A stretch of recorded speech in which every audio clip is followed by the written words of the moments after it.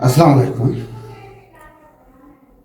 সুপ্রিয় শিক্ষার্থী বন্ধুরা, আহ, আমি এখন তোমাদের সাথে ইংরেজির খুবই ইম্পর্ট্যান্ট একটা টপিক শেয়ার করতে যাচ্ছি।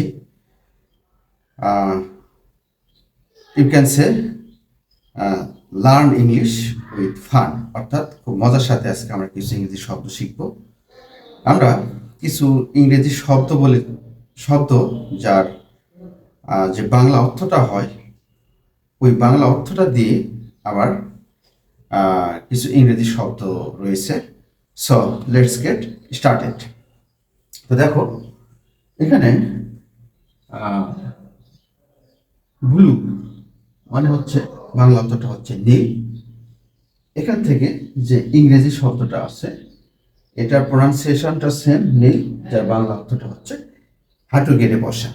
দেন তোমরা জানো নেম, নেম মানে হচ্ছে নাম, আবার ইংরেজি ওই ওয়ার্ডটাই হচ্ছে নাম, যার বাংলা অর্থটা হচ্ছে অসার। দেন সুইট, তোমরা জানো সুইট মানে হচ্ছে মিষ্টি, আবার ইংরেজি এই মিষ্টি শব্দটার অর্থ হচ্ছে কুয়াশাচ্ছন্ন। দেন চেস্ট মানে হচ্ছে বুক, আবার বুক ইংরেজি শব্দ, যার বাংলা অর্থটা হচ্ছে বই। দেন ব্রিক, ব্রিক মানে হচ্ছে ইট, আবার ইংরেজি ইট শব্দের অর্থ হচ্ছে খাওয়া।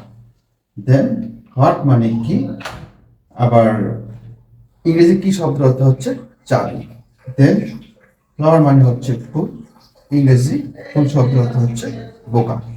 দেন কালার শব্দের অর্থ হচ্ছে রং, ইংরেজি রং শব্দের অর্থ হচ্ছে হলুদ।